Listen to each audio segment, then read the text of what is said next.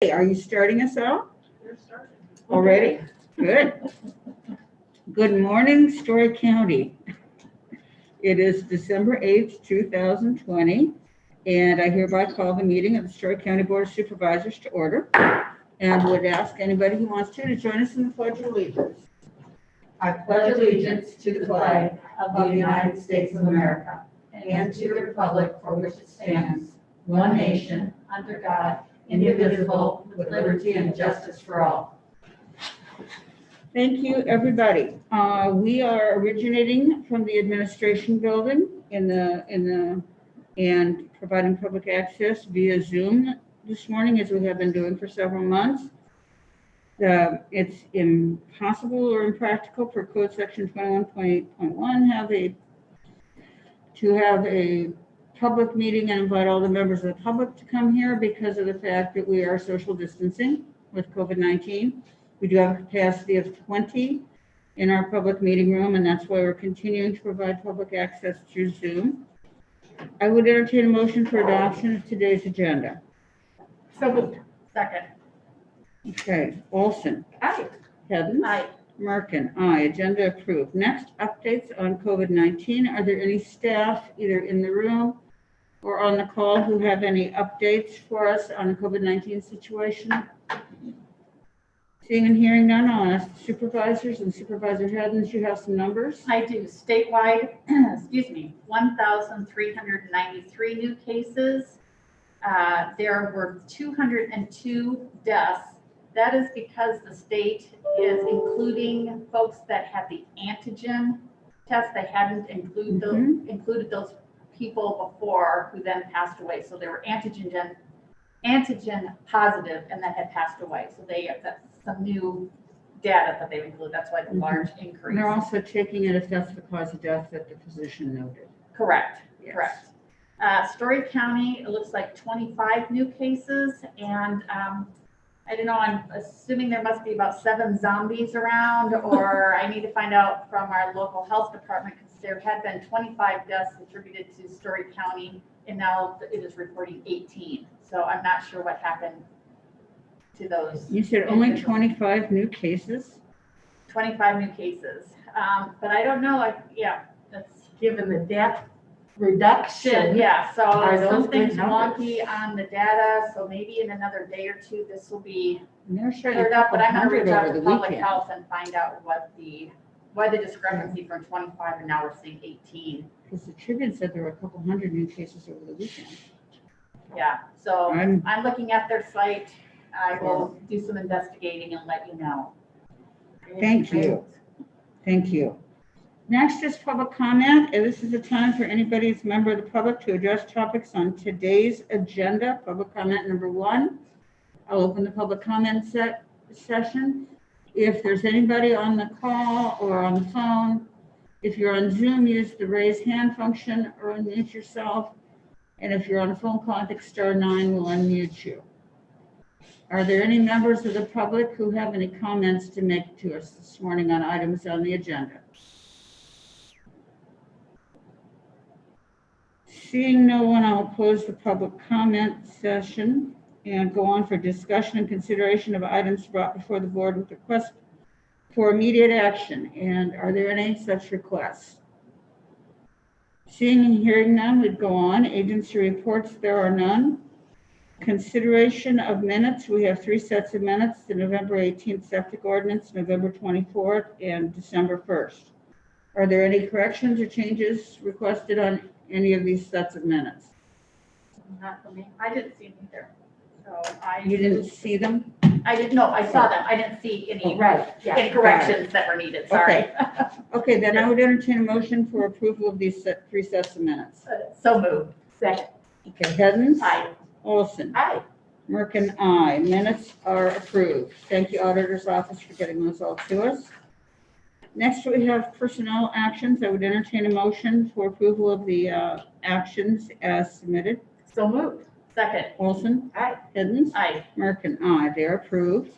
Next, we will go to claims. I would entertain a motion for approval of claims as listed. So moved. Second. Hens, Aye. Olson, Aye. Merkin, aye. Claims are approved. We'll go on to consent agenda, and I understand there are a couple things, Supervisor Olson, you wanted to pull. Yes, I'd like to pull items 5 and 6, which are appointments to the Board of Health and the Conservation Board. Okay, Supervisor Hens, do you have anything to pull? I do not. Okay, then I would entertain a motion for approval of the consent agenda, accepting items 5 and 6. So moved. Second. Olson? Aye. Hens? Aye. Merkin, aye. Approved. We'll go to item 5 then, which is consideration of appointment to Board of Health for a 3-year term ending 12/31/2023 for Dr. John Passion and Dr. John Kluge. The first thing that I'd ask is that we split these off with, considering Dr. Passion and then Dr. Kluge. Okay, do you want to make a motion on Dr. Passion? Yes, I do. I would move that we reappoint Dr. Passion to a new 3-year term. So moved. Second. Okay, discussion? If none, Olson? Aye. Hens? Aye. Merkin, aye. Dr. Passion is approved for an additional 3-year term. Then you want to discuss Dr. John Kluge? Yes, I would, please. And I'd actually like to discuss this a little bit related also to the next appointment. And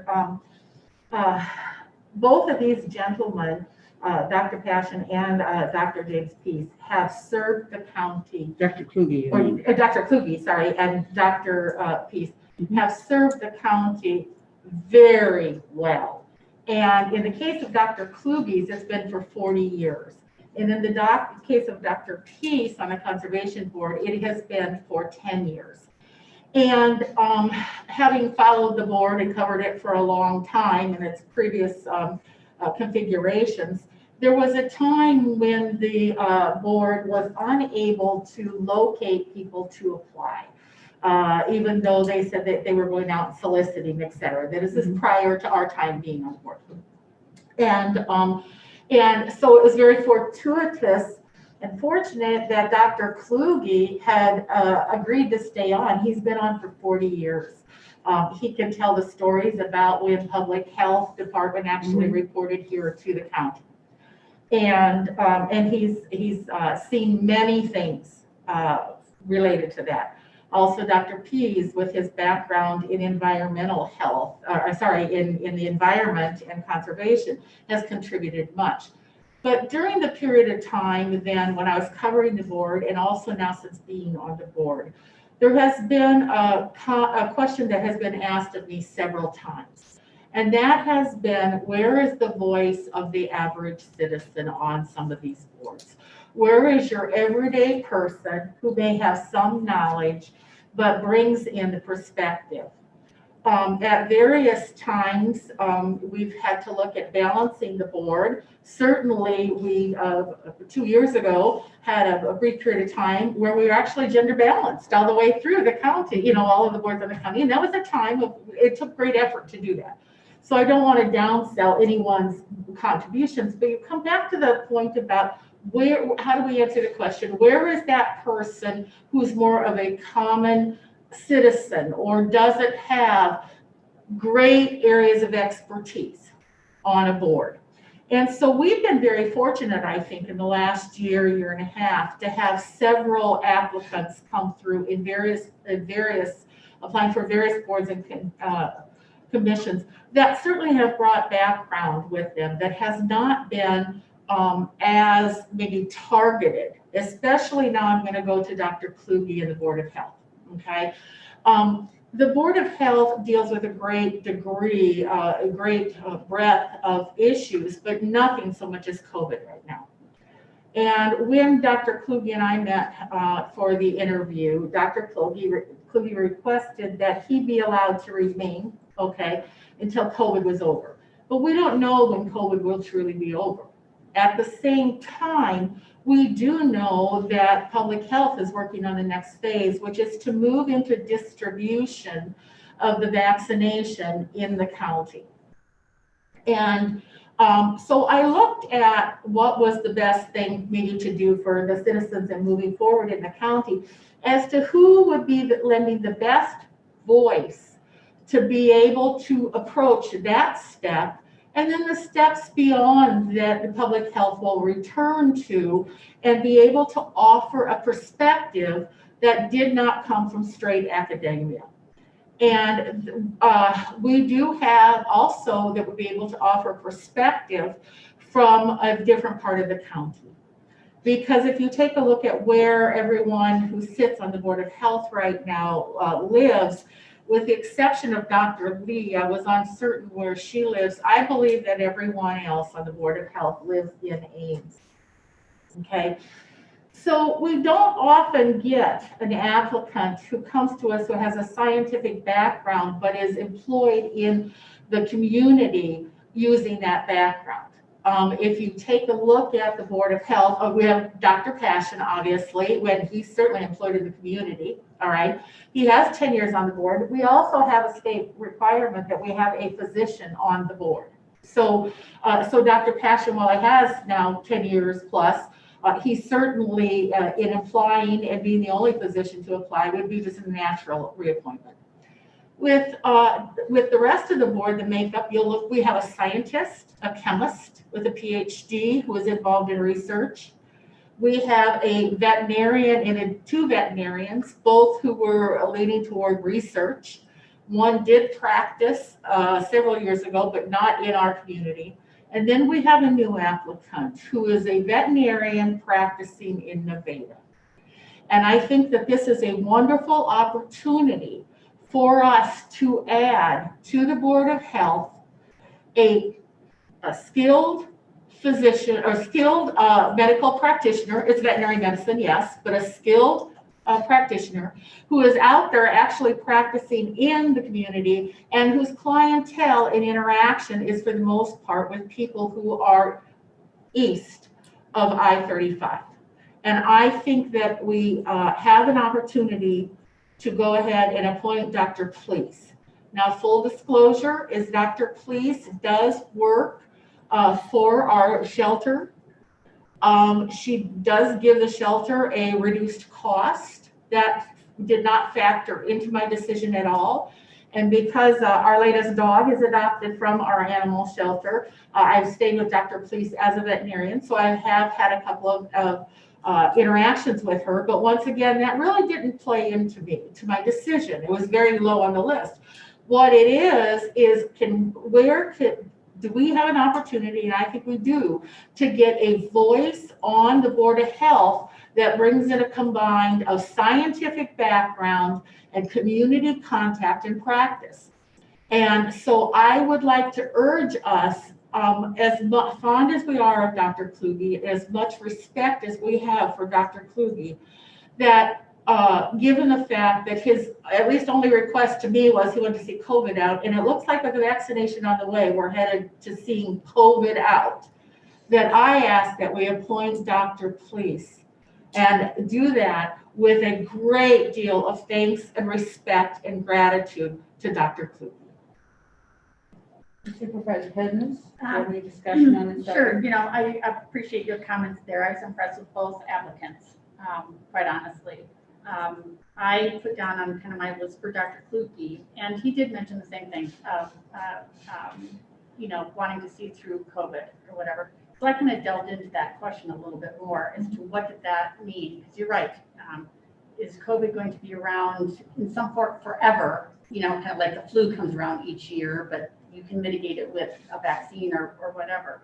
And my conversations with him were more on, there is a vaccine coming out. We want to see that carried out and implemented through, and some continuity with where it started at to bring it to kind of fruition in Story County with the distribution with somebody that has that knowledge base. And that's where I felt kind of the more comfort to stay with him at this particular time. I had, nothing that flagged me about Dr. Please, but I was looking at, we are in the midst of a pandemic. Is this the time to make that particular change in the middle there? That was just where my thought processing was in my discussions with him. Where did you think then about the fact that Dr. Lee also has a research background and therefore vaccination? I mean, Sure, she does. sure. We have Dr.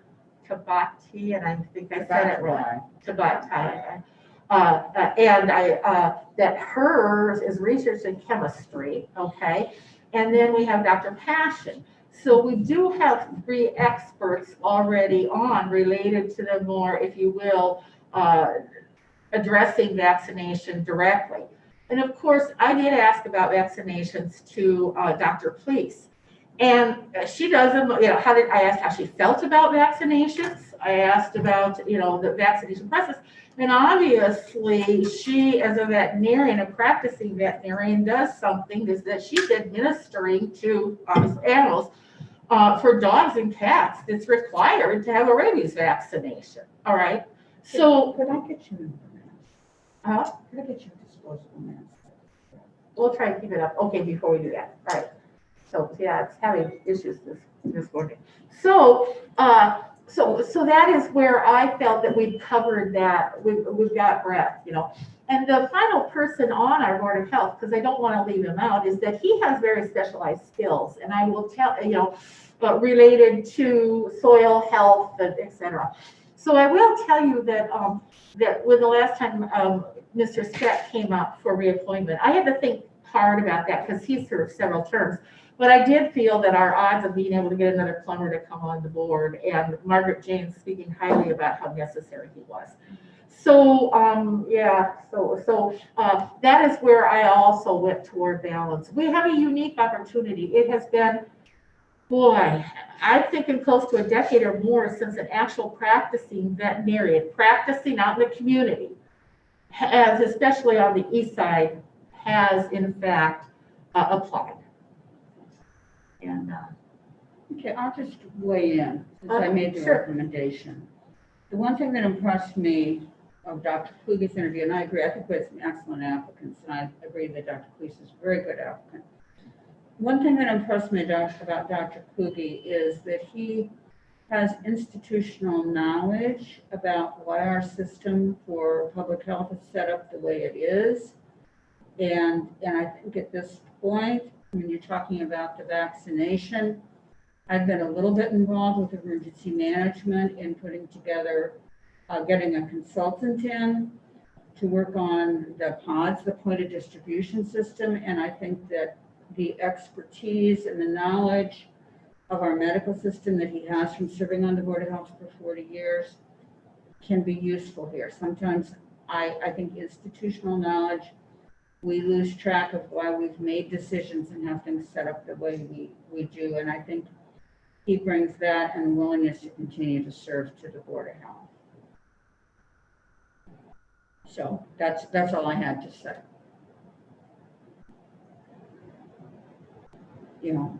I think we had very good applicants, and I do agree that we, that's where I came down in making the recommendation for Dr. Kluge. Is there anything else to discuss about this recommendation? But only in relationship to the other one also that I'm going to bring up was that the other question along with. Well, should I do one at a time?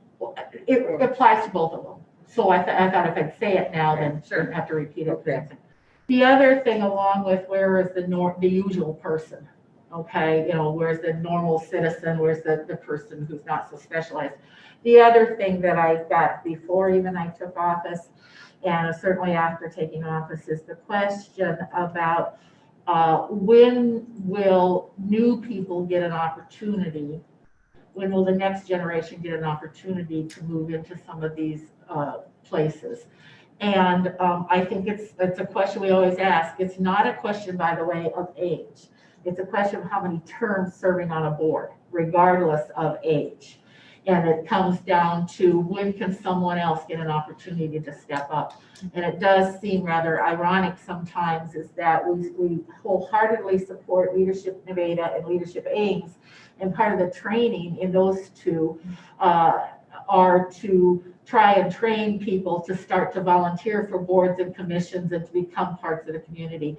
And if it's not opened up, and if there's slots that are not opened up for new people to step up and to begin to absorb some of those leadership positions, have we stagnated ourselves? I'll leave it at that. Okay.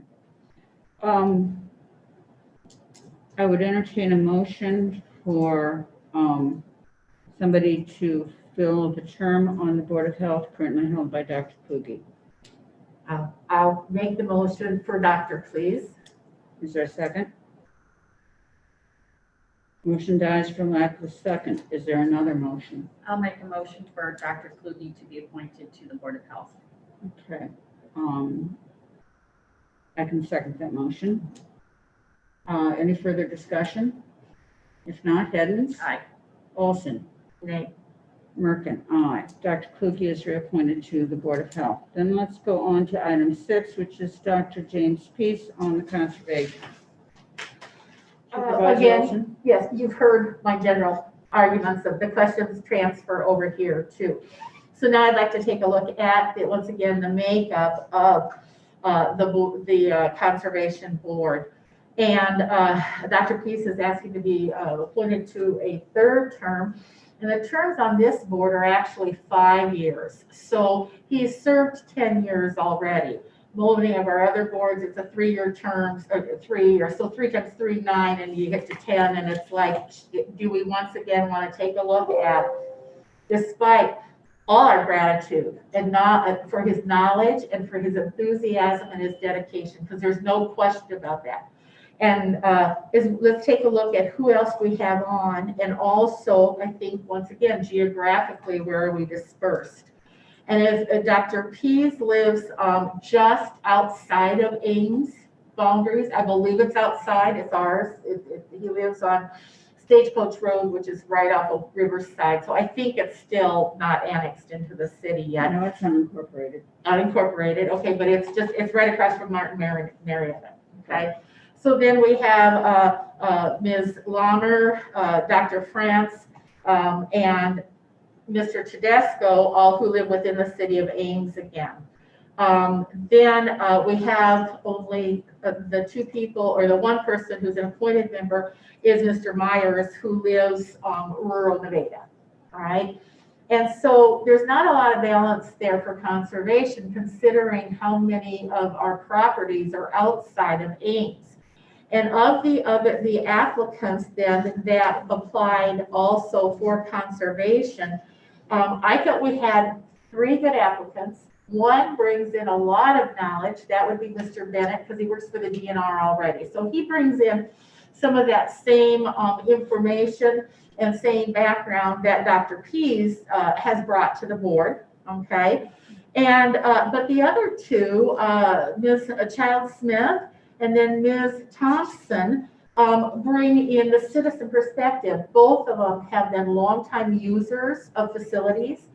When we talked to them, I believe we discovered that they use the facilities in different ways.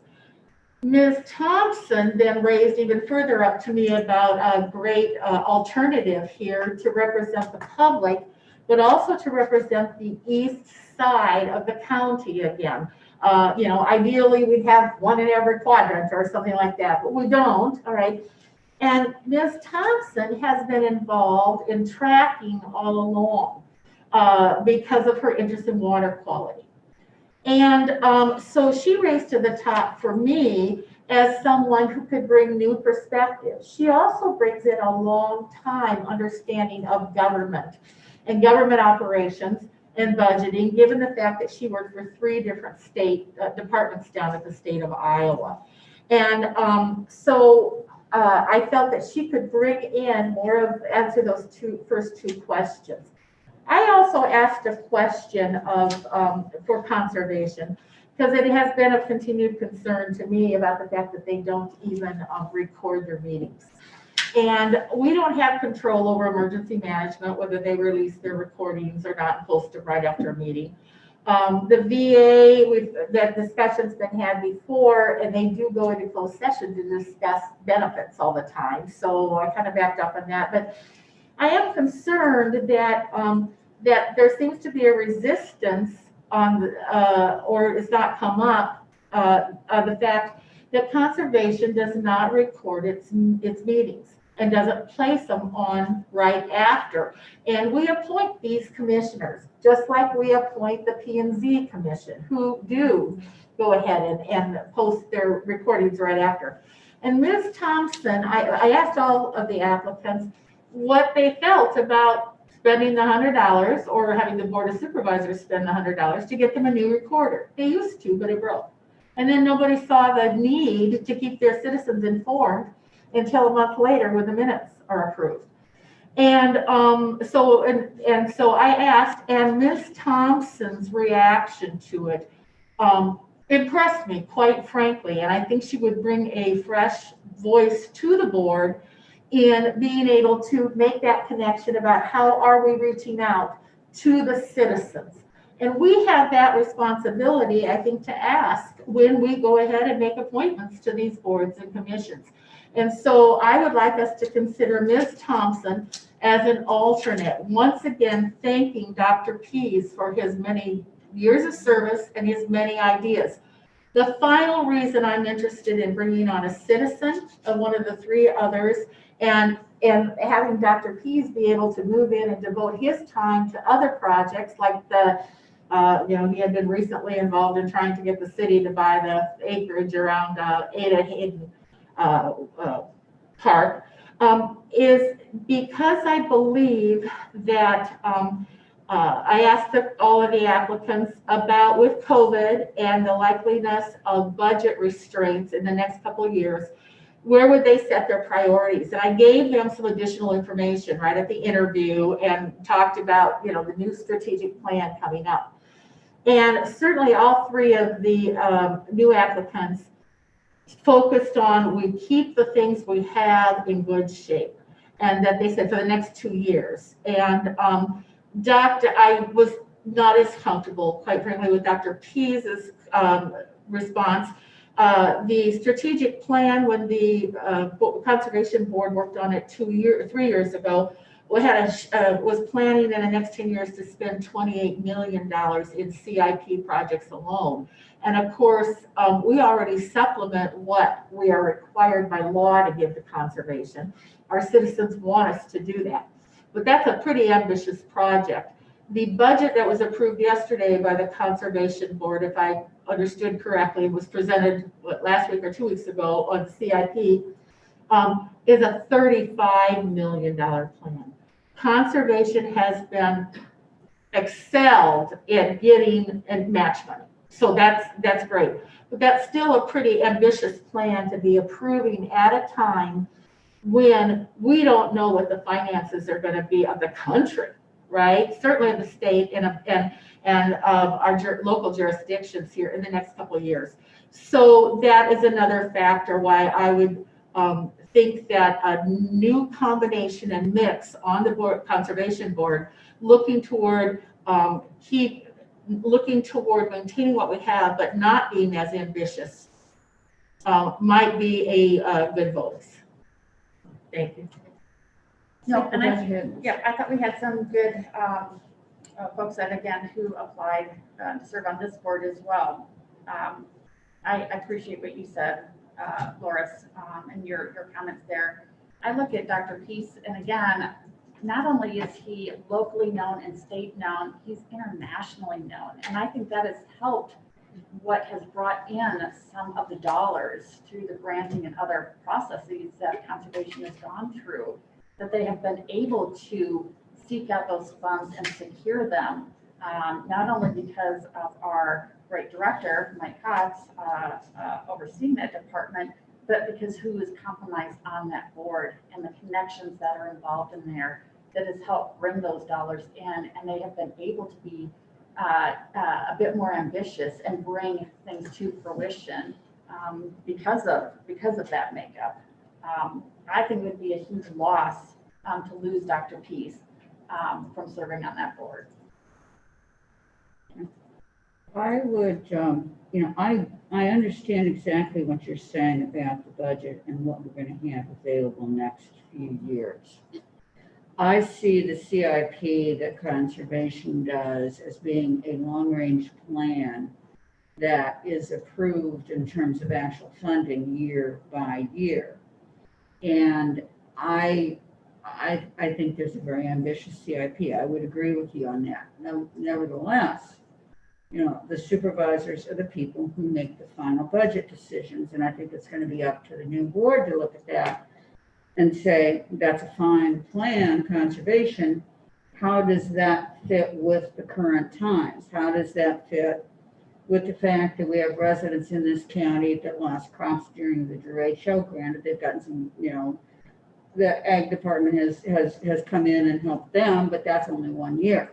We also have businesses that have had lots of losses. So we're going to have a really tough time, I think, looking at the budget next year in our work sessions and saying, how do we balance that? How do we say, and I think that that's our job. Okay, they've prioritized. I think it will be our job to further prioritize, and it will be our job sometimes to say, no, we can't do that. The citizens of Story County can't afford that at this point. So I'm not as concerned about that aspect of it. I would also say that I know, because I'm ex officio on the Conservation Board, that even though we have one member who lives by Hickory Grove Park, that's Craig Myers, and he looks at that park quite a bit. He looks at the what's in the eastern part of the county. I do know that the other board members visit the parks frequently as they are able to, particularly Nancy Franz, who hikes county parks all the time and has a standing offer for any of the supervisors. Come hike with me sometime. Meet me at a park and we'll go on a hike and I'll show you what there is about this park or that park. She is, and I think the other folks, as they are able to do the same things. And I agree, Dr. Peace is internationally known. He has given an awfully lot of his time, his attention to the Conservation Board. I've had some discussion about recording of meetings. I don't think that the Conservation Board is against doing that. They have not had a formal request that I know about that. I'm willing to. They had one in 2018. Okay, I'm willing to bring it up again. I don't think that, I did have an informal discussion about that, and I talked about our experience in Zooming meetings and what we have done. I did not ask for any commitment, but I did broach the subject, and I'm willing to continue to do so. So that's, I guess that's where I stand on it. I think that we did have some very good applicants, but I look at Dr. Peace and his contributions and his willingness to continue to serve, and that's why I made my recommendation. So anything else? No. Okay, I would entertain a motion for filling the 5-year term on Conservation Board currently held by Dr. James Peace.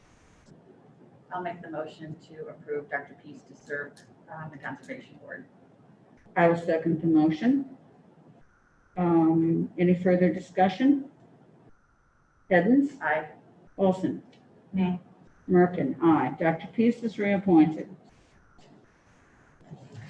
And Supervisor Olson, even though I didn't vote with you, I understand exactly, what you're saying. I think we've had lots of opportunities, some of them foisted upon us in the last year, to get some new applicants on a couple of our boards. But I'm also thinking of other boards that I've looked at. I was kind of scrolling through our list as we were going. We've had lots of new people appointed to boards and commissions. And we will continue, I think, to have good. I'm encouraged by the applications, and I know that supervisors have done a lot of work and other staff have done a lot of work to get more applications.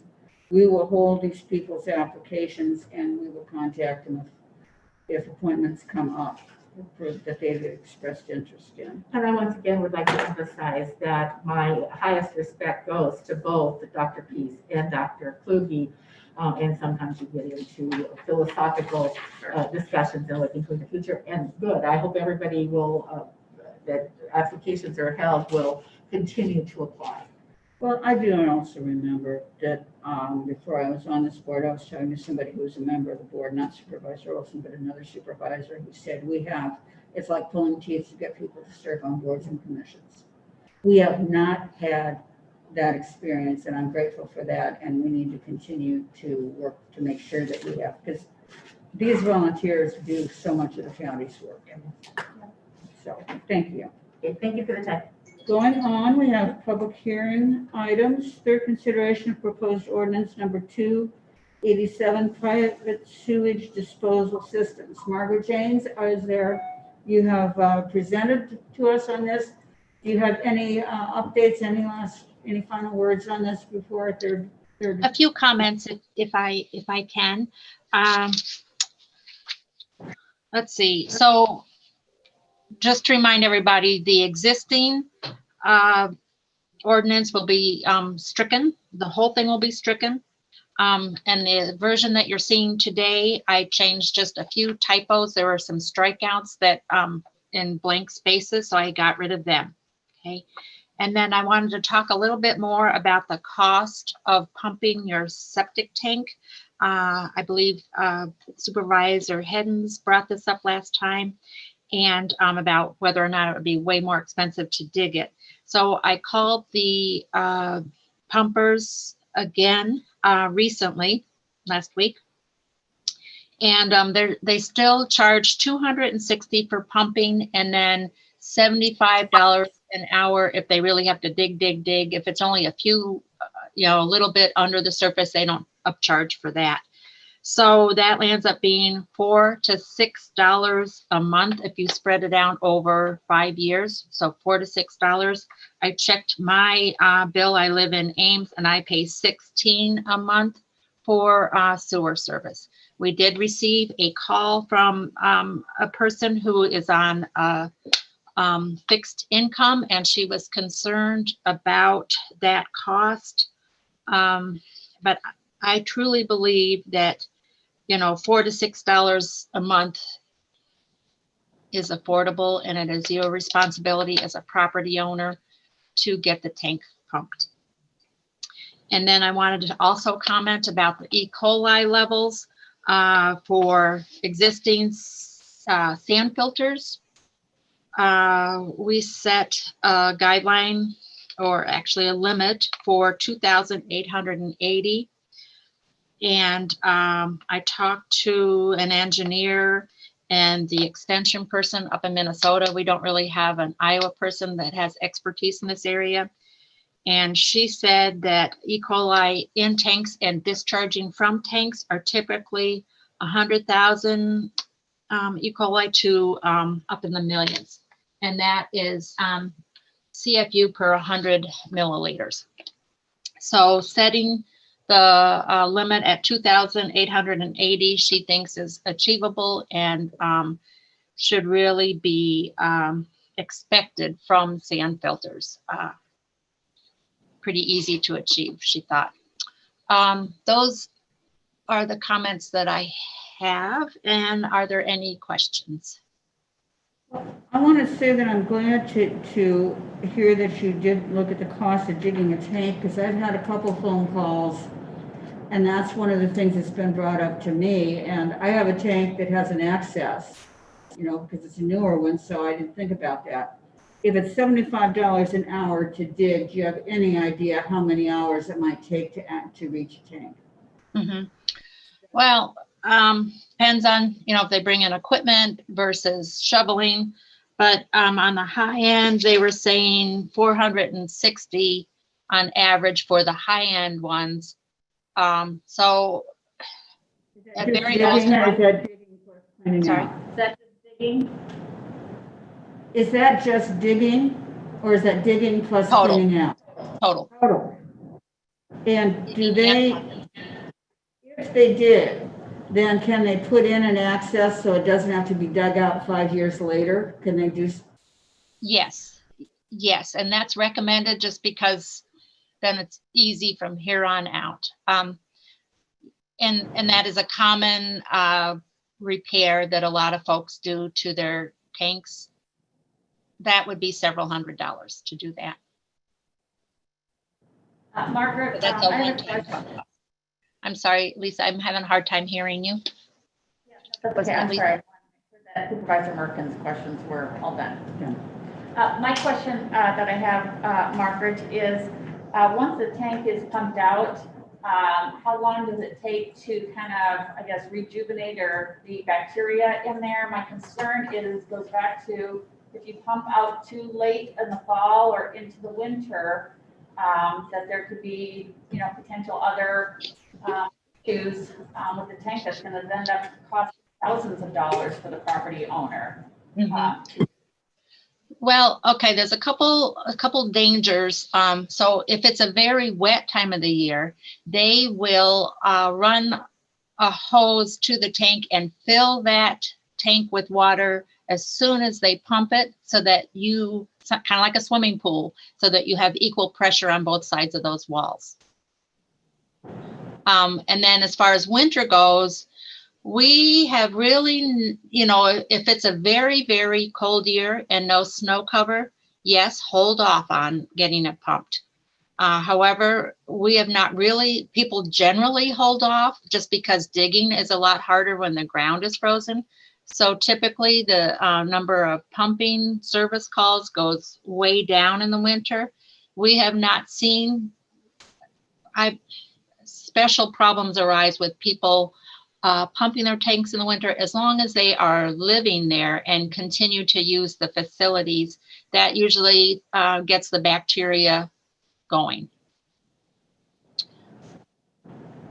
And the pumper will advise people, oh, no, let's not do it until March because we're having problems now with the cold weather. Someone potentially then be penalized if they had to wait till March, if it was beyond that, within that 5-year period. Well, no, this is the field where there's no black and white situations, and we would certainly work with the client. If it goes 6 months over, so be it, as long as they're getting it done. The regulation doesn't read that way, but I can write it in the policy that winter we will give, extended time, as we do with all of the construction requirements. If somebody's found to not have a sufficient system at their time of transfer, we give them deadlines for, like May 1st or June 1st, as long as they get it done in the next construction season. And we've talked some, Margaret, about since this is a new ordinance, will people get credit? Like if somebody this last summer had their tank pumped. Mm-hmm. So if you had it pumped already in 2020, and the ordinance is January 2021, am I correct? You would have till the summer of 2025 to pump it. Correct, yes. So you'll probably be doing, getting some information on your website about that, so people don't think because there's an ordinance that starts January 1, I immediately have to get my tank pumped in January. That's a good point. And I will we'll have a little fact sheet, FAQs on the website on that kind of thing. I think that would be excellent, because those are some of the kind of questions that I have been getting. I was getting the question about how much, digging it out and thousands of dollars it was going to cost. I was getting questions about how do we have to all have them pumped right away. So I think, getting an FAQs out, and if we here's some things we can let you know about, that there's other questions out there. Yes. Yeah. I'm also wondering if it might be a good idea to think about doing a mailing with your FAQs. And the reason I say that is I've had calls in the last week. I had a call this morning. Somebody said, this is the first time I've heard about this. I explained that I had contacted an Ames Tribune reporter and gave them your number, and there were things in the Tribune, not just official notices, but also that, explanations of the septic ordinance, that we'd put it on Facebook, we put it on the website. I've had a lot of people say to me, well, I don't take the paper and I'm not an internet user. So since this ordinance is going to affect a lot of people who may not take the paper, may not do that, maybe we should get something in the Sun, and maybe we should do the extra step of sending a mailing out so people get that information. Is that reasonable? Yes, that's doable. I did look in reviewing the budget for this current year. Because of COVID, there's very little training and conferences that we're doing. We're doing free online attendance. And so there is money available that I'm going to switch toward mailing. I was hoping to do just postcards, not letters, because the postage is what really costs in these mail outs. So this year, actually 2021, in this fiscal year, though, I plan to do a mailing. And then I also budgeted next year for a second mailing. Okay, good. May I throw out a suggestion related to the budgeting on this, okay? I personally don't think it would be a problem, but that's me, if we tried to argue that because of COVID, and we're enacting this during the time of COVID, the communication vehicles available to some of our rural residents who don't have internet, who don't subscribe to the paper, are limited. They're not going out. They're not gathering down at the co-op necessarily. They're not going to Casey's for their morning coffee. I mean, we know they're maybe not participating in their church services or some kind of quilting guild. All those types of things that we forget about have kind of ground to a halt.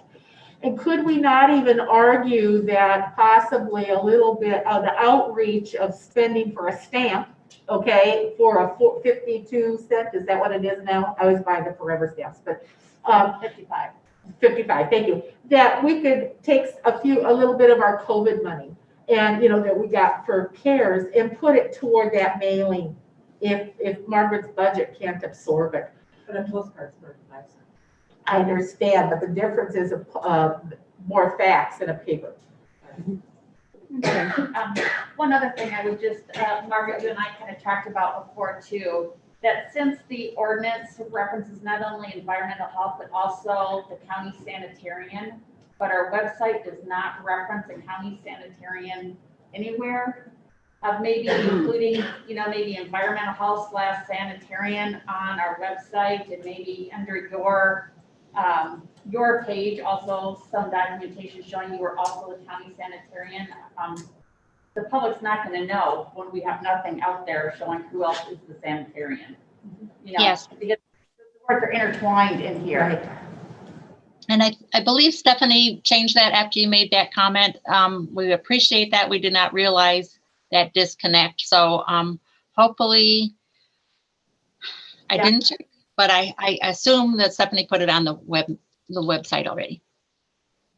Is there Thank any you. other discussion before I open the public hearing?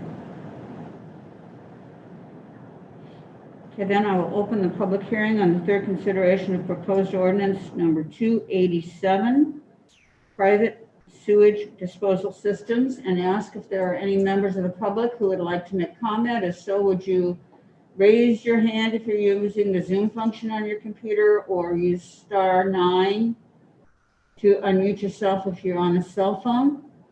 Leanne, do you see anybody? Okay, I'll give it about another 30 seconds. I'll do a 30-second countdown.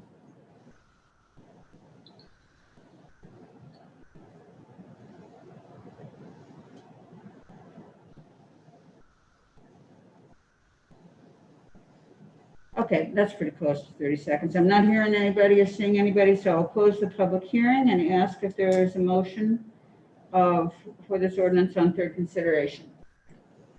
I would so move. Okay, is there a second?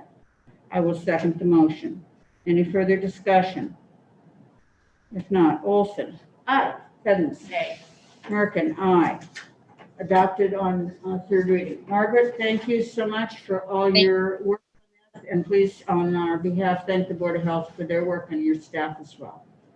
Thank you so much, Board. I think this is a nice step toward water quality improvement in Story County. Thank you so much for all of your time on this.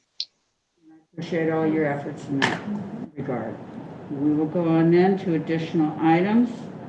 Discussion and consideration of a request from ISAC to join in the opioid lawsuit. I put this on the agenda because it was sent to me, and is Ethan Anderson on Ethan No, is 'cause he's here. right there. My goodness, Ethan Anderson is here in person from the county attorney's office. That's been a long time since that's happened. Hi, Ethan. How are He just you? walked in, just moved. Would you like to give us your take on this? Yeah, so this is a new issue for this board, but a previous board had an opportunity to consider this. I believe it was Loris, Rick, and Marty. Is Yes. that right? And the same concerns and issues we identified then, I believe, still apply today. You have my letter on the agenda, and that summarizes mine and Jessica's understanding at the time, Jessica Reynolds, former county attorney. And that involved our discussions with ISAC and the representative plaintiff firm, Simmons, Kruger, Hanley, kind of a conglomeration of firms there. But yeah, the same issues still apply. I think the reality we need to understand right now is that a settlement is imminent. It appears to be in the works from what I can gather from talking to my sources at the AG's office and ISAC. And that it would seem to be one of the motivations being presented to the counties. We need to add weight and leverage to the settlement discussions. Now, I believe the reality, again, is whether we're represented by a law firm or unrepresented by the law firm, we will share in the settlement. I think that is clear and should be stated up front. So then the issue then becomes the same issue the previous board had, which is grounds for a lawsuit and share of attorney fees. So the grounds for the lawsuit was the principal issue. We were asked to sign an affidavit stating the millions of dollars of damage that the county was experiencing as the opioid, what we call it, pandemic. What do we call the opioid epidemic? Sorry, we're stuck on pandemic. Yeah.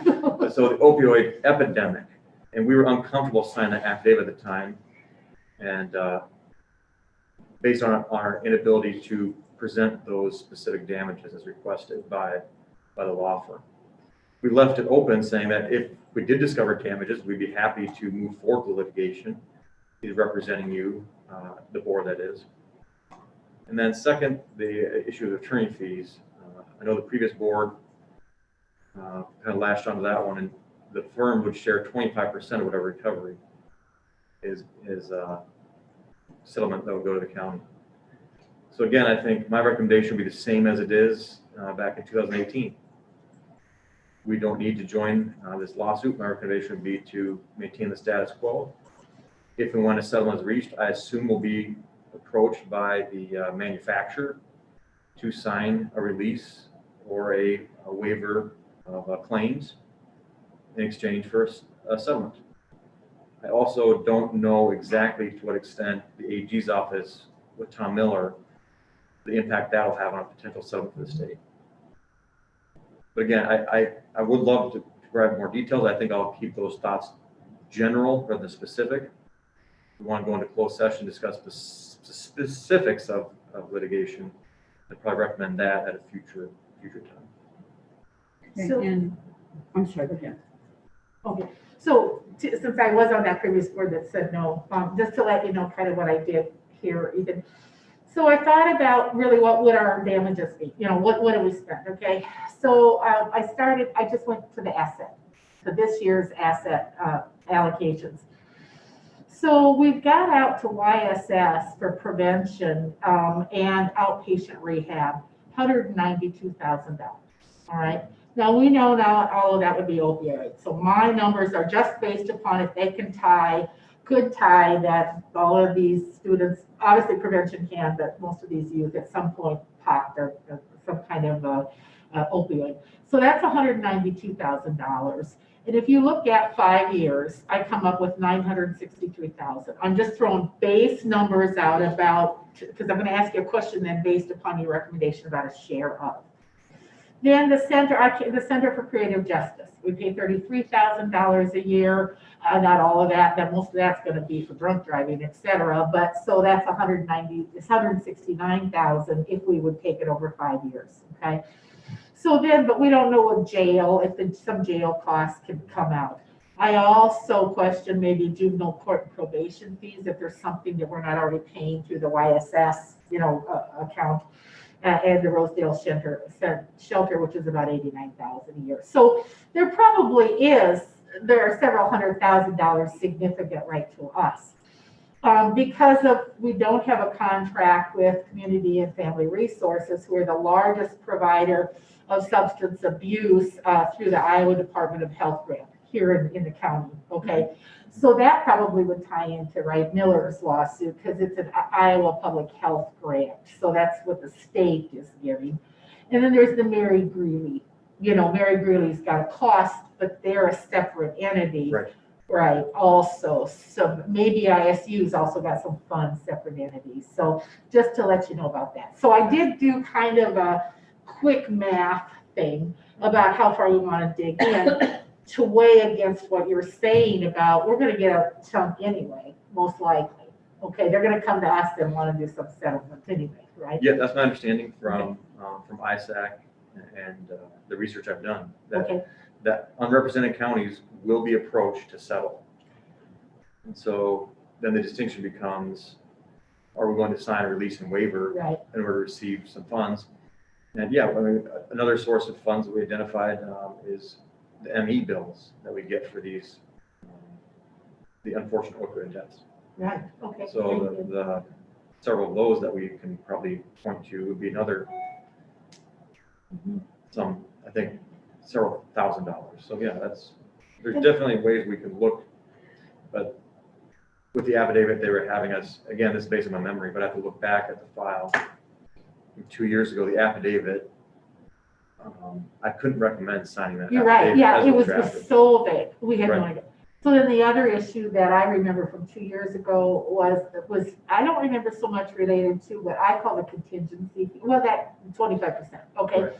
But it was that if we lost, we were going to have to share in the cost of those law firms' Yes. fees. And this time when I read through, I saw they specifically said we would. I saw that in one paragraph, and then I also saw the quantum merit, which is the same provision we're basing that on near the end at the termination section. Okay.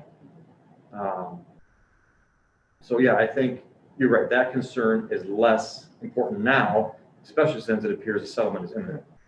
That the manufacturers are lining up or appearing to be lining up ready to settle. So where in the engagement letter does it talk about our losses? In the current engagement letter, That's way up at the top. it would have been, I don't have it right in front of me. You're referring to the 2018 letter? The one that's It would have been the attached to our agenda, 2018 letter. but it's not in the one that we're being asked. No, as Laura said, that changed. Yeah, that changed. And I thought for mine, because I was on the call, or whatever, I sent you my notes on that. And so what I'm not quite understanding is when you talk about, sharing of the attorney fees or whatever, I know the attorney at that time talked about that, I think she called it a pool fund that they would apply to for recouping all the work that they've done in. I also got the impression in there is what they were trying to do is either get the counties to sign on to be a part or to sign something to say that they're not going to, because they wanted to settle the manufacturers or whatever did not want to go to individual counties. So I got the impression is that they weren't going to come to the individual counties, that it was either you go this way or we want you to sign off saying we're not going to consider you at all. I don't know if I am correct on that, but that's how I took the understanding of what they were saying. Do you mean by not considering it all mean you're not going to sue? We would not sue. Right. So we don't sign on. Right, that was how I was taking and again, I may have misunderstood the attorney who was presenting during that. That would have been Erin Dickinson. Right, and how she was saying that we want everyone, again, I get that uniform voice of having us all there. They thought, the manufacturers are not gonna want a whole bunch of different litigants. They'd rather have you all at one and get that larger chunk. Or if you don't want to do that, then you sign off saying you're not going to do that. But I don't know that it prevented you from suing, or why would you do it separate if you've got Right. something all greater here.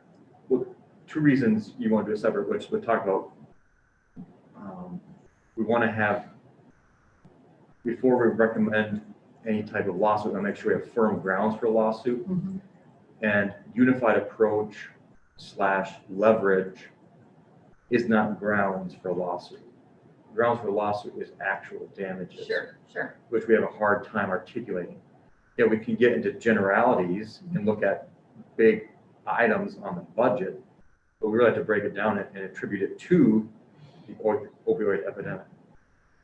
So that would be one reason. And then the second would be, my understanding from the people I've talked to is that they're going to want to settle and be done with everyone in the state of Iowa, every county.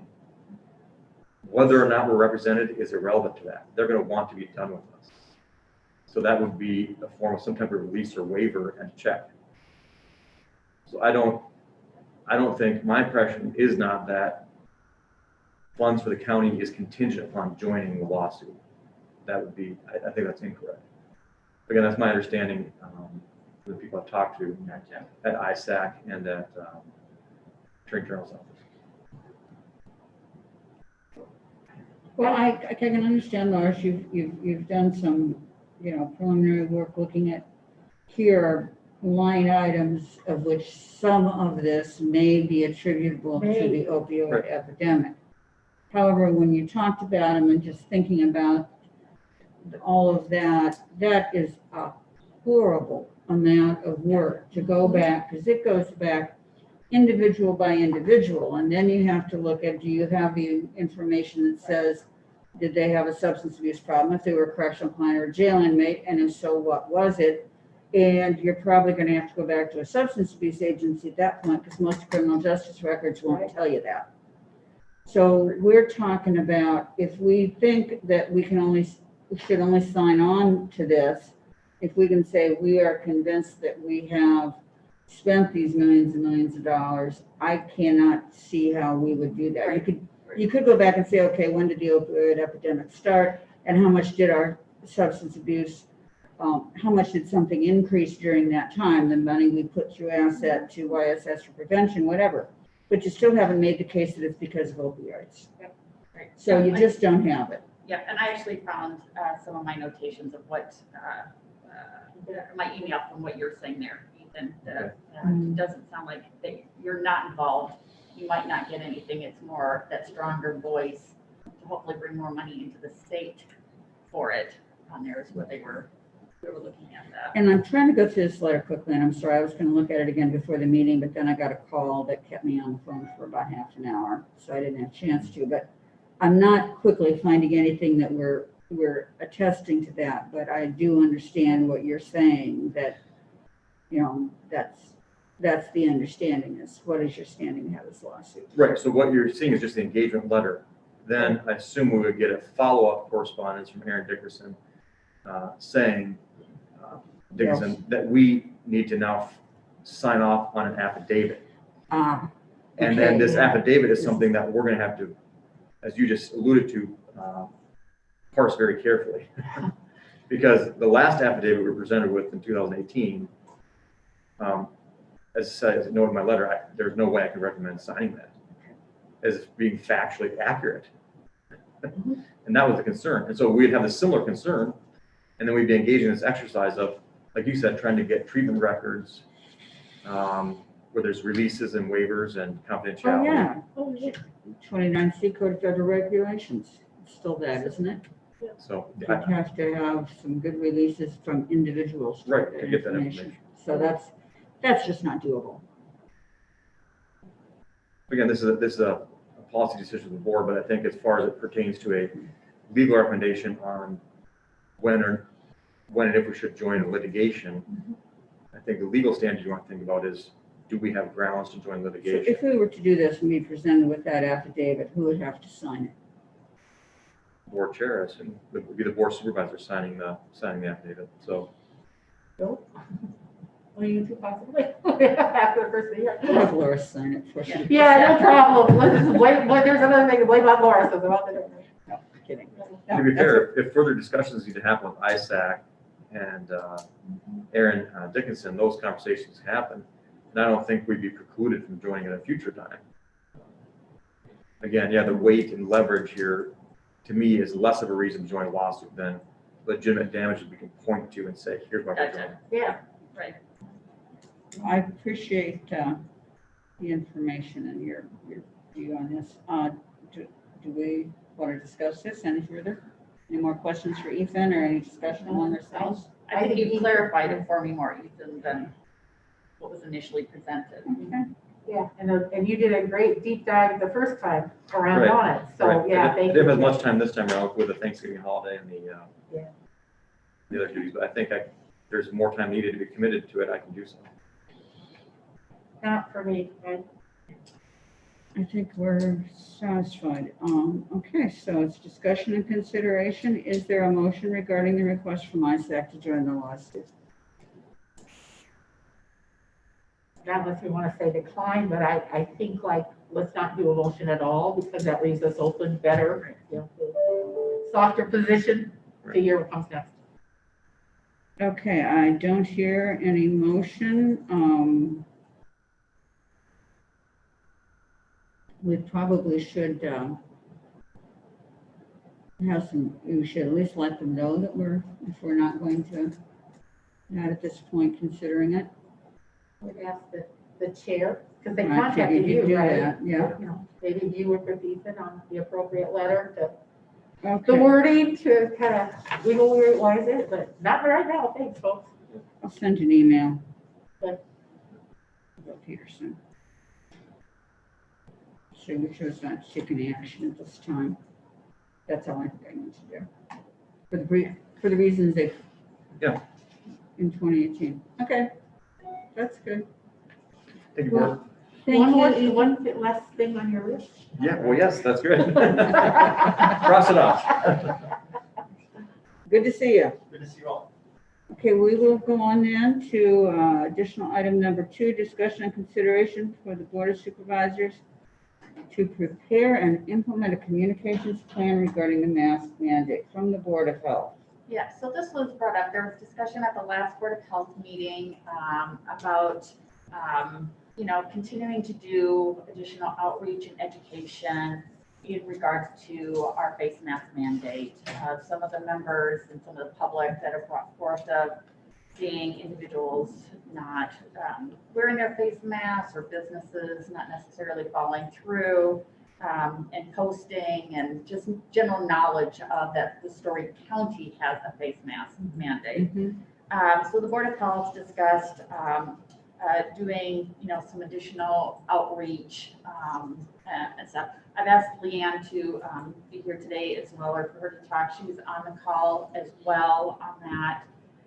And also did some additional outreach to the other groups that we were a part of in the first rollout when Ames did their ordinance and ISU, before the students came back, and we did kind of a collaborative education outreach. And so what could we kind of do that stayed kind of around that consistent message so that folks didn't get kind of all messed up of, oh, you're seeing one thing in this area, but something different over here. Was we were just trying to figure out what was something consistent. By no means was this a final decision making, but this was just a recommendation that came forth. So again, whatever additional information you have. I did, well, good morning. Good morning. Check first. I did check with Iowa State University. They were really the creation behind the Cyclones Care graphics and information. And then, as the board knows, coalition entities came together to fund that and just help promote the messaging. Unfortunately, Iowa State cannot modify the images as Supervisor Wilson had asked. Can't remember exact language, but local mandate requires masks or to that regard. I did, however, receive the style guide and images and information like JPEGs and stuff just right before the meeting today. So if if the direction given from the board were to incorporate messaging along the lines and the themes of Cyclones Cares, I have that stylistic guide to help me go forward. But we cannot modify because of trademark issues and everything. I did reach out following the Board of Health meeting with those entities, the public information officers that met to talk about Cyclones Care.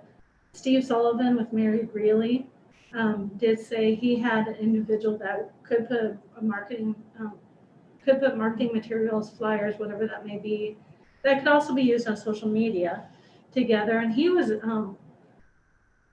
he of the opinion that he thought was separate from Cyclones Care, that he thought it'd be a different direction than Cyclones Care. So, It was been a couple days since I've looked at that.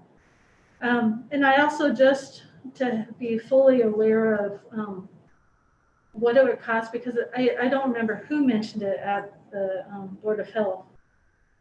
Someone did mention it, might have been you, Supervisor Olson, about a direct mailing to households in Story County.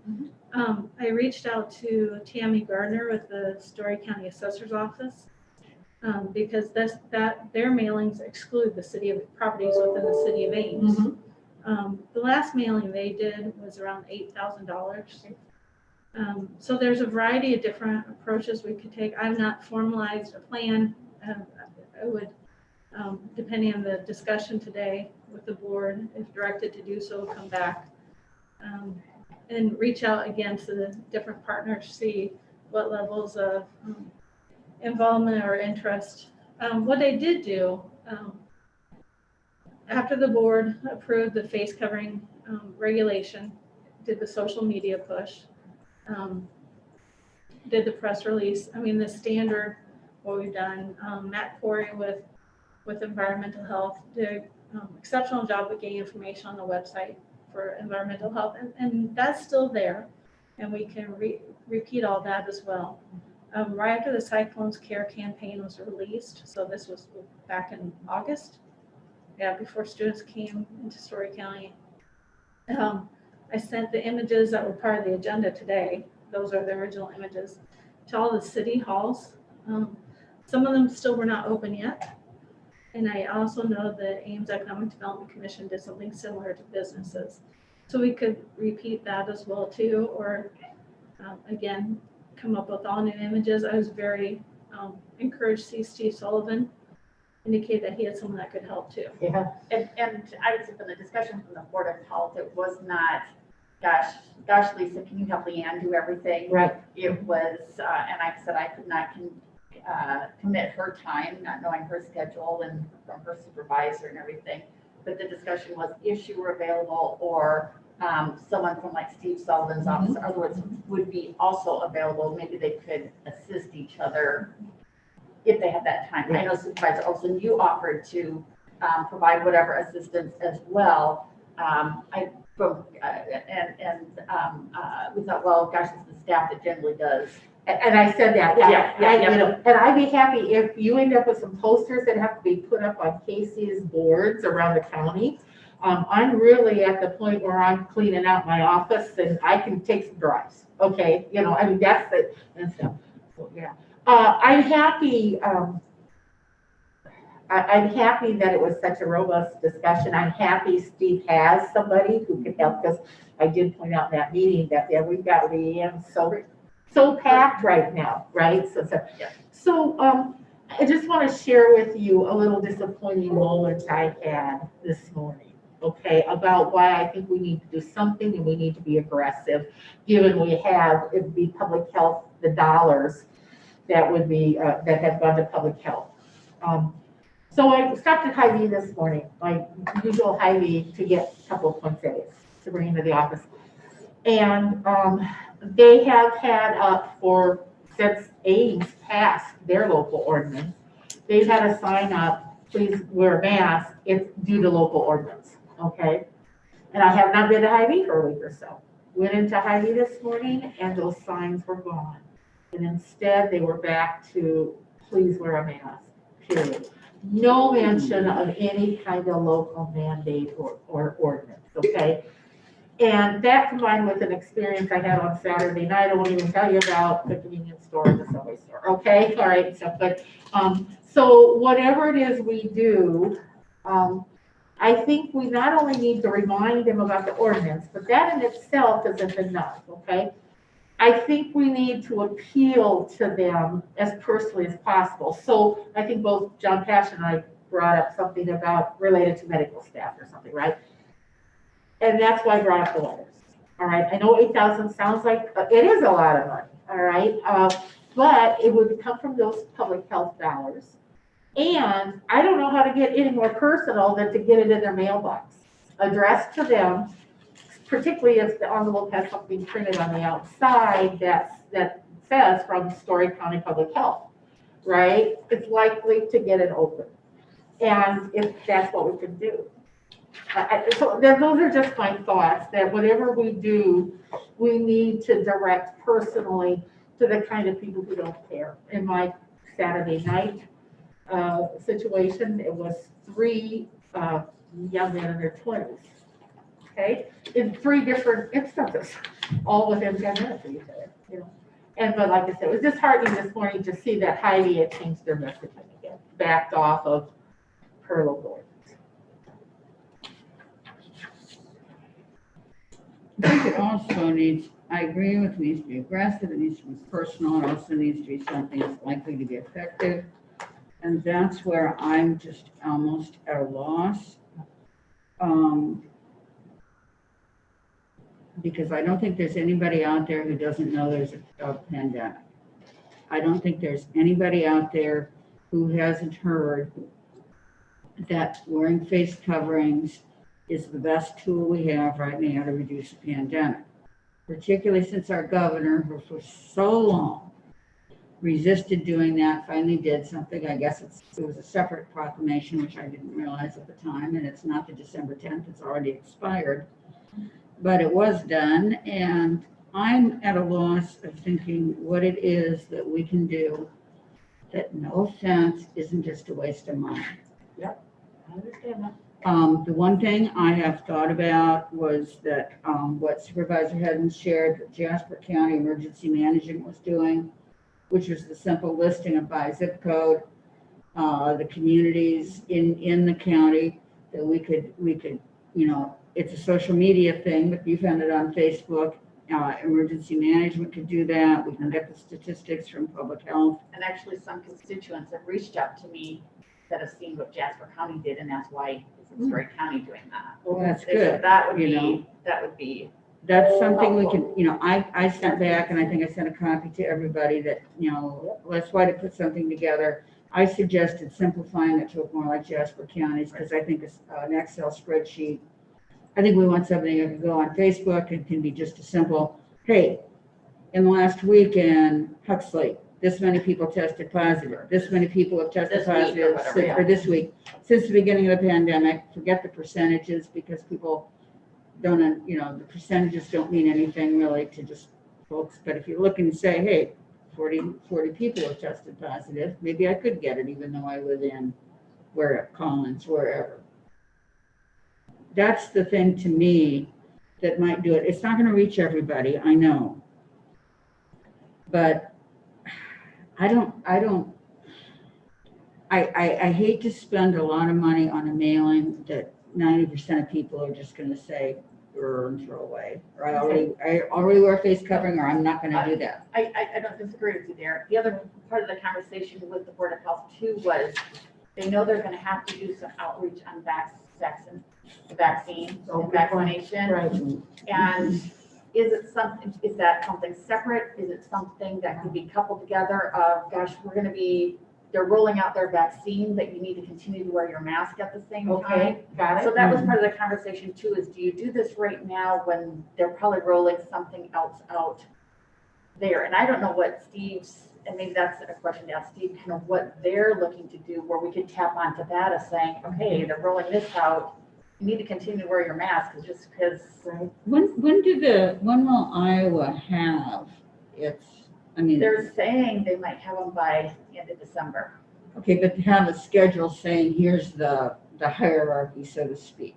Because that's what I'm thinking. The Oh, message yeah. is, you know, yeah, there's a vaccine, but you're not gonna get it until August. Yeah, I don't know. I mean, I know right now the, what is it, the New York Times, you can go in and kind of put in some very basic questions and it gives you kind of a general idea.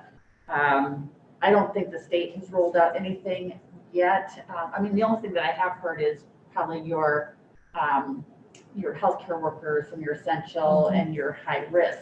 Now, when that is all to be by, I've heard for some, they could start receiving those vaccinations by the end of December if it's, again, it's a processing. If the FDA approves it and if it gets distributed, to the counties, how many that we'd have, how many people they get through from each of the county, how to do that. We don't have that information as I of wonder yet. if our public health director would be the person who's gonna know that information first. We'd hope so. I would hope so. I mean, I could certainly reach out to You her, and this could be something we could discuss, like Yeah. the next meeting as well. Because I have to reach out, I want to reach out to her as how we went from 25 deaths to 18 and see if she, Okay, and knows on that. if you would do that, I for one, I would be very grateful for that. And the idea of saying, because I think it does tie to the vaccine, because that's what we're all concerned about. Because people say there's a vaccine there, Yeah. everybody's going to be even more slack, whatever, on following this. Potentially, Then, yeah. yeah, so if we can tie and say, get the information, when will we know? Because if it's just, hey, don't think you can go without face covering or not do this or that now because you're not going to get the vaccine for months. Or we're most not going to of- have everyone most populations- vaccinated Yeah. for We're not going to have we need enough people stay the course. vaccinated until whenever. I think that's great, much better than my idea, just going with the mask and law thing. You're right, because it's the vaccine. Yeah, Yeah, I think that's good. So I can do some, Leanne, you and I could just kind of connect to make sure we're not overlapping each other. yeah, and if you need foot traffic stuff or you need anything, please, and I said, just clean out my office. That's quite a chore, because as you know, I inherited stuff all the way back from Fred Matisse. So anyway, and I'm making the list to leave to you guys and stuff, but I mean, happy to provide any foot traffic or anything that you need. And I you think find on your any Wednesday Fred morning's memorabilia, KHOI, pass it on to me. you continue to mention. Yeah. I just said on our Wednesday morning KHOI, we continue to talk Yeah. about and promote. There is a ordinance in the county. And I can play with some social media and just, like, we do, for example, we do job postings for human resources every week. We're gonna start with animal shelter, cat of the week Okay. posting. Mhm. I could just build that in a certain day, like maybe Thursday afternoons. If we do the positivity rates and the zip code numbers in the morning, do a mask image in the afternoon, just to. Can you take what Les does and just do the raw numbers? The percentages, I think are misleading, because it depends on how many people got tested out of that community. Yeah. I think and it's more like effect too. I think the raw number, this many people in this town came down with COVID last week, were tested positive for COVID. I think that's kind of, I was looking, I couldn't find the Jasper County one. Maybe you still have it. It's just a table. Yeah, that's It's all I just- wanted, just- simple, yeah, just just simple. something The only thing, there's a different audience we need to reach with the college age demographics, especially through Instagram. Yeah, So there is work on my end to do an image, a static image, and just a Okay. table doesn't do that.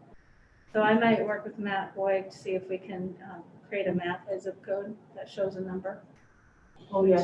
which is doable. I think the university's doing a super job with the students. Oh, yeah, yeah. I I'd mean, say if we were gonna put our efforts any place, maybe to put it into the technologies that rural people and older people might be more likely to have. I would like to point out, when I said those three young men, they were probably 25, okay? So maybe Yeah, okay. we need to address it and look at where, when Les gives her statistics, what's the group that was rising? The 30 to 40-year-olds were the ones who, so I think, but please, I say use the mediums that our young professionals, our young workers, are doing, because that's where I'm seeing the people who are reluctant. I've seen people, I know it sounds like I hang out at gas stations a lot or convenience stores. Okay, so, you know, you say it to a somewhat older person and they go, oh, I left it in the car or whatever. It's only that particular age group where I have had that talk, okay? The other request I would make related to this campaign is seriously look at doing some radio, whether that be KURE over at the university, who is also being listened to by some of those younger graduates who are now working at Workiva and those, et cetera. KSI, there's your demographics a little bit about, I want to say older, but based upon the fact that they're daily listeners, it's conservative talk radio, so it doesn't hurt to put some messages out. By the way, there are already messages out there. I still listen to it because they do the news, okay? But think about that, about where we may need to plug into a couple of other ones, and maybe even look at Kicks in Marshalltown. There are a lot of people who listen to Kicks who are country music fans, and Kicks does some Ames news. They pick it up from the newspaper. Just thoughts there about another meeting. I think KSI is a good idea. And I think if we had something that was worthy of getting in the sun. Yeah. So we're just, basically, we're not making any motions here, it's just discussion. Not but- yet, I think we want to Yeah. get You wanna make a some motion? Additional information at this. And thank you, Leanne, for taking on one more task. Breathe deeply here. Okay, so, yeah, coordinating them. Okay. Let's move, anything else, or are we ready to move on? Ready to move on. Let's move on then to department reports, and we have a report submitted by Facilities Management. And Joby on the phone for? Yep. Call? Good Hey, morning, Joey. board. Morning, how are you? Not too bad. How are you all doing today? Doing wonderful. What do you have for us? Well, Would you like- that's kind of you got a brief summary of what we've been up to the last 3 months. Right now, we're kind of just focusing on getting caught up with our little things and wrapping up some of our little bit larger projects. Got through the main big portion of COVID-19 with all the plexiglass. So that's now we're focusing on all the things we put off while we was doing that. So day-to-day business now. Kind of see it's a little brief description on some of the larger things we worked on the last few months, and questions if you got them. None. This is Supervisor Olson, and it is nice to see a little diversity there, right, from doing all of the COVID repairs and the COVID preventions they had to do. So no, thank you very much. Looks like people are getting back to some diversity and variety in jobs. Yep, and we had a few staff members out with some surgeries, and unfortunately had a couple of deaths in our department with family members. And so, but we got 99% of us are back to work now. We still got one out due to a surgery on their shoulder. They'll be back shortly after the first of the year, hopefully. So that helps being full staffed again. So getting caught up. Okay. So Joby, this is Lisa. Thank you for your report, and just thank you to you and all of your staff that you have done. I know, as you kind of said right in your first comments line, first COVID and then the derecho, it has been quite a year. You guys have really been able to meet kind of the demands that have been needed in a quick amount of time. So thank you to you and your staff. Well, thank you. Ditto. We've been able to count on you this year whenever we've needed it, and boy, have we needed it. And whenever I talk to other supervisors or on other counties or city officials or whoever, I would let you know that I credit our facilities management for helping us stay safely open. So, thank you. Thank you. We're all doing the best we can. Look forward to 2021 and being able to talk about more things besides COVID, we hope.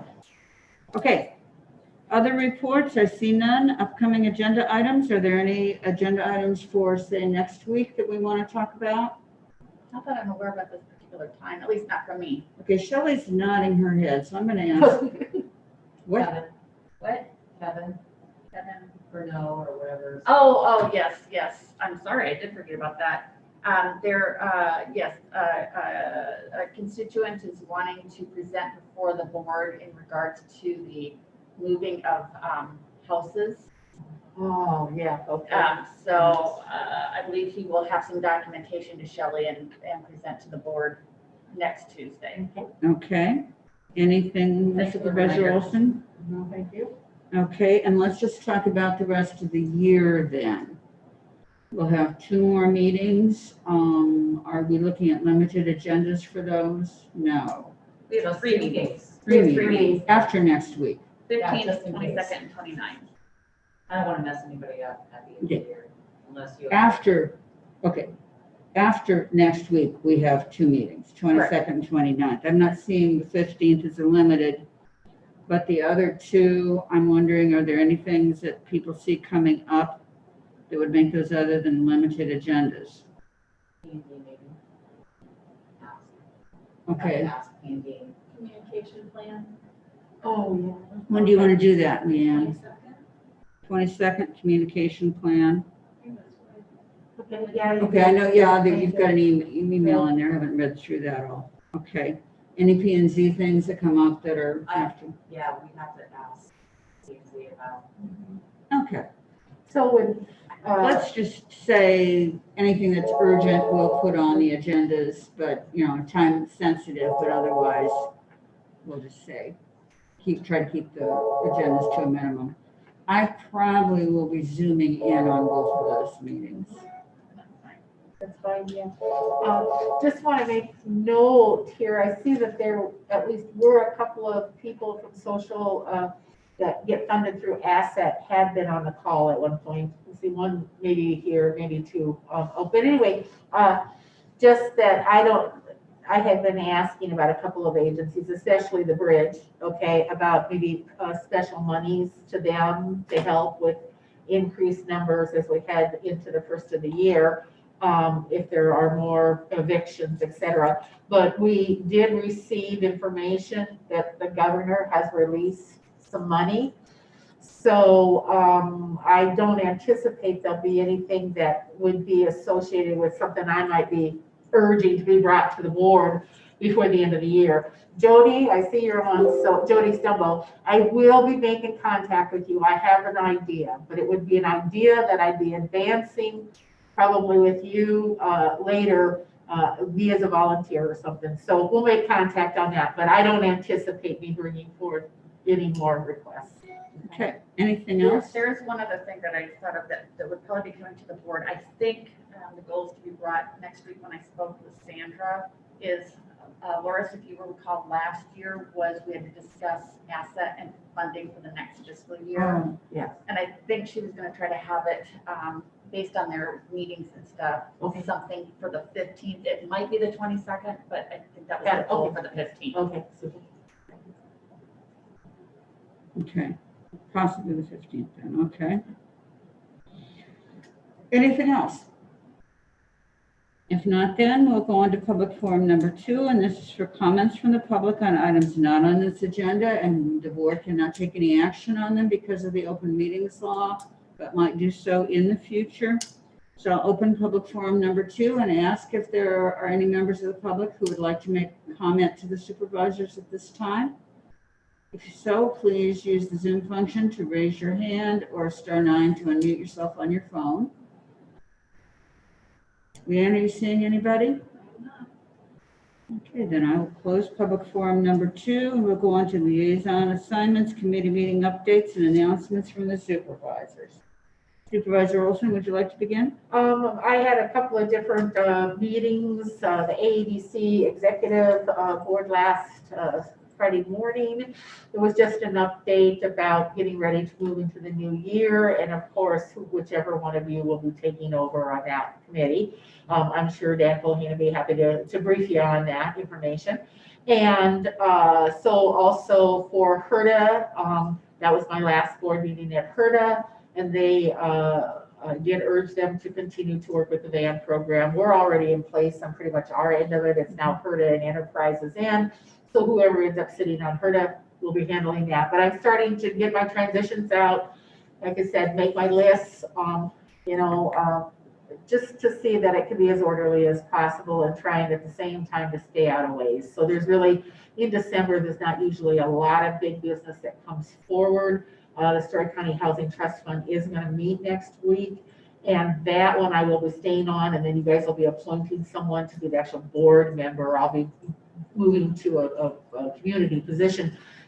So I'll give you more information after that meets. I'm sure we'll be discussing about where's our capacity now to help people with rents when the moratoriums expire. So I have on my agenda that we have an assessor, City of Ames assessor meeting, I believe tonight. Oh, yes, that's right, we do. Yep, that I have that tonight. Tomorrow I have a boost meeting. I was supposed to have one yesterday that last minute got canceled because one of the individuals was unable to partake in that. So it's a subcommittee meeting. So I have that. I also have a meeting with former Representative Wayne Ford, has something he wanted to bring over to discuss with me, to something that our county might be interested in. So I'll update you after I have my phone meeting with him tomorrow. And then just looking ahead, Monday the 14th, the Story County Juvenile Justice starts doing their lunch meetings. I don't know that they're all in person. I think they're still Zoom. I'm going to double check, but if I'm able, I'd like to zoom into that. I have just a comment about the assessors meeting, but Linda, if you want to talk about that too first, and then I'll let you know what a conversation I had. I was just going to ask Supervisor Hiddens, are you going to be able to be on the conference board? Okay. Oh, yeah, it's tonight. Yes. The meeting that I thought I had in conflict, they're not meeting in December. So. Okay, good, because I have a story go ahead, Supervisor Olson. Yes, I'll be on it tonight. I called and had a conversation with Wayne Schwickerath yesterday to want to know what his feelings were. Should we even maybe ask to advocate for an update of the study? And one of the reasons I did that and want to consult with Wayne is that study that was emailed to us about last time they really looked seriously at merging the two offices was from 2005. And I know from watching over the years about how salary increases in the city of Ames have compared to the salary increases in the county, even though there's conference boards over both the Story County Assessor's Office and the City of Ames Assessor's Office, that they have tended to follow whatever the raise schedule has been for other county employees and city employees. As a result of that, at a 1% per year difference between whatever we were giving, Story County, and what the City of Ames had been handing out, there's a 16.1% difference should be in just the amount of raises. So your numbers in your 2005 study, just on that factor, of which labor is a large part of that of conference board's budget, will be off by 16%. Okay, so the question that I wanted to discuss with Wayne is, should we tonight, or some of us, advocate for, before a board of review is appointed, should we take a look at those new numbers to see whether it is in fact better for the citizens, including the citizens of Ames, now economically, to go ahead and have a merged office. Wayne was very informative. Thank you for your honesty also, Wayne, and I won't pass along all of that, okay? Some of that, but needless to say, there was a lot of concern by the city staff. Well, just raises. I mean, when I did the math, it was like, oh yeah, I can see why they'd want to stay with the city. But more and more the technology, I mean, there's some real factors that have changed in the last 15 years. And the question is, what is of true benefit for our citizens? So we get one vote.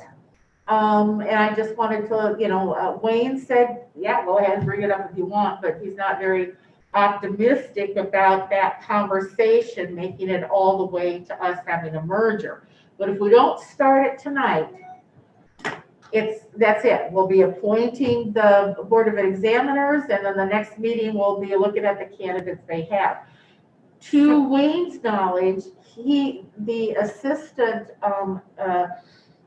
deputy assessor, who's currently now going to run the office until a new assessor is appointed if Ames stays separate, she is not on the list of eligibility. And neither is our deputy assessor right now, not on the list of eligibility. And that has to do with, if Wayne said that if you have not been an actual sitting county assessor for 6 years or more, you have to retake the test every 2 years. And so after a while, I suppose they just decide it's not worth the time to take the test. I have no idea if they can go take it now or whatever and stuff. So just to let you know, there are factors involved. I myself tonight, when we get one vote among us, right? The school boards all together get one vote and the city gets one vote, about going forward. But I would think that with 15 years of technology advances, changes, there's a big reason that just from consistency standpoint, it would be nice to have one assessor's office. Also, the use of systems, our system is much more advanced. Our technology system is much more advanced than theirs is. There seems to be some indication that they're 30 years, they could be 30 years before they get into some properties. We're on an 8 to 10 year schedule. We discovered this because I did a lot of inquiry, 2 years ago or last year. But anyway, the point being is we'll have to make that kind of push if we want to make it straight. I see that we have an email from Diane Voss at the City of Ames at 11:11. Oh, okay. And it says, "Good morning. Could you please inform me who will be representing Story County at tonight's conference board meeting?" Well, Lisa's our official appointee. Okay. So if we were in person, as remembering this last year or 2 years ago, I just had a vivid image. I was on stand. I sat at the front at the dais, and then I had Mr. Sanders behind me. And when Mr. Sanders wanted to make once again a push to have something changed, then we flipped seats. Tonight we'll all be on Zoom, but I'll just wait until you say, Lisa, do you have anything to add or whatever, Laura? So you'll be taking the lead. We will also be on the Zoom call tonight. Lisa Huns will be casting the Okay. vote. Super. Because that's really what it is casting the vote. Right. And Linda, you're going to be able to join them too. Mhm. Excellent. I have 2 other Zooms, but they are overlapping, but they don't overlap this one. Okay, super. So I think I'll manage to be there. Yeah. I think the Okay. concerns you brought up for us were ones that previous board members have also brought up or discussed. And I was going to ask, because I think I remember in 2018, Supervisor Sanders brought up the same issue. And what was I was not there. He brought it up in relationship to Mr. Lynch, the outgoing assessor, had asked for, in 2018, for us to go ahead and extend his contract. So it's a 6 years contract, and I believe he was only on year 5. So Mr. Sanders pushed for, and they agreed to not extend prematurely so that discussions could be had and we would be more more economically. Sorry, I didn't mean to stutter over that. But that's what I recall Rick's issue being. It actually, he pushed for it in 2009, Mr. Sanders. It was, yes, okay. And then pushed for it again at least twice, headed into before that 2018. And so the point of it being is that as Ames continues to grow, especially since back in 2008 into 2010, I believe Ames was still like 40% of its property was tax exempt. And Ames has made great strides over the last decade to add tax properties. They've used some TIF, they've used some regular abatement on new commercial things. But so they have used that, but overall, I think they may be down in their percentage a little bit. There's all kinds of things that flow into what is best for the citizens. And I would go back to they've not done anything but drive-bys. They've not been on physical properties, especially residential, for a lot of them. It appears to be at least 20 plus years. Now, there are other ways to do that because you've also got a robust sales market in Ames. I mean, there's no simple discussion, but if we don't ask for at least an update of the study, the other thing we might want to do, and I think Supervisor Sanders had pushed before in wanting to have those numbers updated, was to have our assessor more involved in creating the report. The report last time was pretty much generated by Mr. Schenker's office, okay? So that's kind of where it has been a constant theme there. Okay. The last time that I think the former Supervisor Sanders brought it up, if I recall, is that it was going to be a 2% more on the levy for the assessor's levy for the citizens of Ames, 2 or 3%, 2 or 3 cents, sorry, okay, more than what they were paying now. But in return, they were going to get access to the updated system, the Vanguard, the Shelley's nodding, she's had to work with the systems or whatever, and some access there. So it's just, I think it's time now to go ahead and take a look. While it's not as particularly disruptive, if there were changes made. Well, I would just ask if it's, if we do talk about that tonight and say, we'd like to see an updated study before we vote on this, are we likely to have anybody join us? There's 3 votes, right? That's right. Well, the question is whether they're thinking about that at all or not. I mean, Probably not. they might not be, so some of what you present or discuss tonight potentially might sway some of them. It's a different city council, okay, and it will be a different school boards.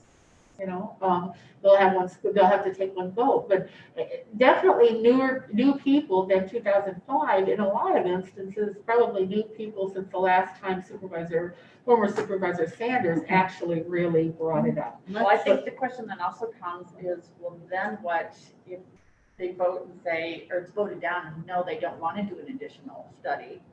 Then kind of where are the supervisors' position looking at? We can't. I'm going to defer to you two on that because I said to Wayne on the phone, I'm asking all these questions and then, because I've been here for 4 years, but I'm also leaving, so I don't want to leave you with any great challenge or uphill battle that you don't want to take on. Okay. Sure. And I said that to Wayne too, that Wayne doesn't want to take on. I mean, yes, I'm raising the questions from the voice of experience. Okay, so yeah, so it's up to you two. I mean, if they don't want to take it on, they don't want to take it on. The key point that Wayne reminded me of a couple of times, and I really appreciate that, is that even if we would go through and do the study and then go ahead, and say, no, we're going to delay, or even, and make the change, the city assessor's position and responsibilities are created by an Ames City ordinance. So they have to repeal their ordinance. So if they're the no vote, let's say it would be 2-1 for, the school boards and the supervisors to vote, let's go ahead and do an updated study, and Ames says no, then that might tell you where the vote will be as far as repealing their ordinance. And that is what actually creates that separate assessor position, is that ordinance. Okay. So you two think about it, okay? Good discussion. My updates, hold on just a second. Let me see what I want to talk First, I'd like to let you know that we do have the headwaters of the South Skunk WMA, which has been now organized, and thanks to Mike Cox and with help from Leanne Harder, submitted a grant application to the Department of Natural Resources for a water assessment study. We have been approved for, the headwaters has been approved for $100,000. Congratulations. So what I'd say, the good news is we got the grant, the bad news is we got the grant. It is really good news. It does mean work. And on my plan right now, we were gonna have a meeting Thursday of the Headwaters WMA, our second meeting, but I just sent out to people. I think we need to get some more information before we have a meeting, so I'm hoping to get with Leanne and Mike soon and say, okay, what can we support for this WMA in terms of getting it moving right now? And and thanks, Leanne, for all the good work you've done and all the good work you're going to do. And similarly to Mike Cox, I don't think he's on, but if they hadn't put together this grant on behalf of this new WMA, we wouldn't have gotten these resources. So that's where I'm going to be spending quite a bit of time, I think, with Leanne and Mike in the upcoming weeks. I have a StoryCon meeting tonight. I also have a meeting of Story County Soil and Water Commissioners are getting a group together to do a 5-year plan, and wanted somebody from the supervisors, and I volunteered since I seem to be involved in a lot of water quality things right now. So StoryCon at 3:30, I have that at 4:30, and then I'll be on the conference board meeting at 6. Friday, I have a meeting of 2nd District Correctional Services Board and Executive Committee, and be interested in seeing how they're doing with COVID. They have had struggles in dealing with it. They've done a very good job locally. Monday, Story County Juvenile Justice meeting. Right, that's what I was That's the one you were referencing. That's talking the about. one that Yeah. YSS runs. Yeah. Yeah, we got that one. And you two are both going to that still, right? Because I quit going when you two were going. Yeah, well, they kind of quit doing them for a little Yeah. while. Got it. Yeah. So they're I'll- restarting them all back up. I also have the opioid task force, but I think I'm going to be turning that one over pretty soon Okay. to our new supervisor. And had conservation board last week, and yes, we went through the budget at that point, and got a lot of good information there. So that's all I have got at this point. So is there anything else? Well, I'll just give just a little irony or confusion with the COVID. You know, if you look on their main page, as I said, it shows that we only have weeks only. That's not a perfect group, that we have unfortunately 18 deaths in. Mm-hmm. But if you go to the accessibility state page, it says we have 26 total, which would be an increase of Of one. one. So I'm not sure, I'm not sure what's going on with their page. Again, I'll reach out to Les and see if she knows and figure that out. But it does look like there was one additional death in Story County. That's true. Yeah, I know there was. Okay, and I entertain a motion for adjournment. So moved. Second. Edens, Aye. Olson, That Merkin, aye. We're adjourned. Thank you, everybody.